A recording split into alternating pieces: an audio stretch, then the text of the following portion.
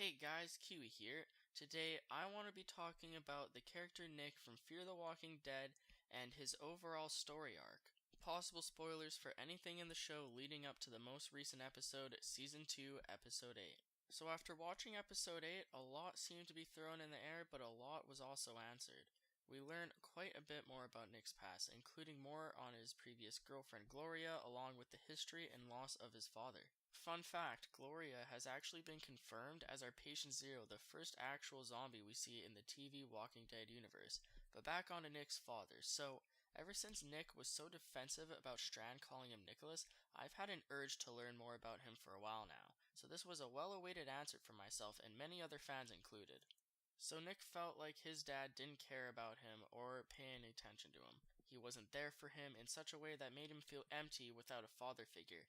And after the accident, he never got any closure. This is the explanation I've been waiting for as to why Nick seems to be clinging to so many parental and father figures, such as Celia, Strand, and now Alejandro. If you aren't aware, Alejandro is the pharmacist in the settlement Nick ended up in at the end of episode 8, the Canolia. He was essentially the doctor of the community and well respected. During Talking Dead, executive producer Dave Erickson gives some pretty obvious implications that Alejandro will become Nick's new father figure in a huge way. How long it will last, though, we'll have to see. Will Alejandro become a regular, or will he only last as long as Celia? So Madison thinks that Nick has replaced heroin with the dead, and it is true to an extent. If you have an addictive personality, it's possible to get addicted to almost anything, whether it's drugs or eating too much or even Netflix. It is quite easily to get obsessed over anything. Nick was on a spiritual journey trying to find what he wants in life and what his purpose should be. When he says to Madison that he can't die, he truly believes it, and this episode, Grotesque, is a pretty obvious test of this. In the words of Dave Erickson, Nick is trying to find people who believe the dead are not monsters. What was important for us to understand is why he is on that journey. So there are two elements in the flashbacks, one being the loss of his dad, the other being the loss of Gloria, his girlfriend.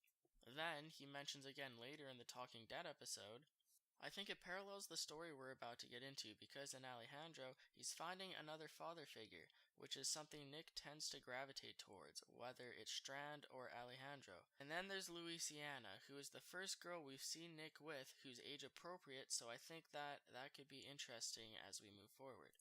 Another new character introduced into Nick's life in episode 8 is Louisiana, who is one of the scouts for the Colonia.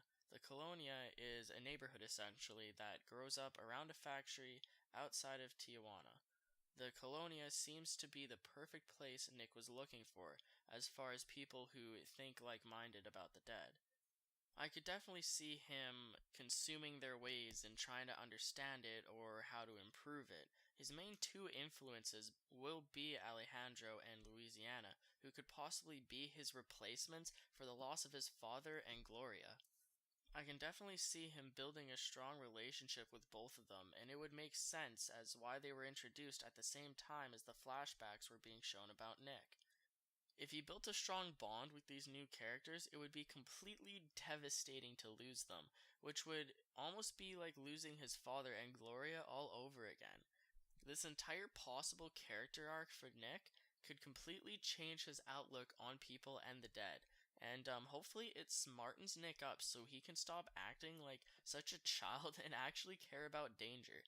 Okay, so I understand that he's courageous and fearless and all, but after a certain extent, it just becomes foolish. There's a time and a place for being fearless, but you also need to maturely realize when something is too dangerous and not worth your life. Nick has made many examples of carelessly acting around walkers, such as snatching that radio out of the car, and he needs to learn to be more careful because his luck is probably gonna run out sooner than he realizes. And I honestly want to know, how do you guys feel about Nick and the direction they have taken his character, and do you agree with it?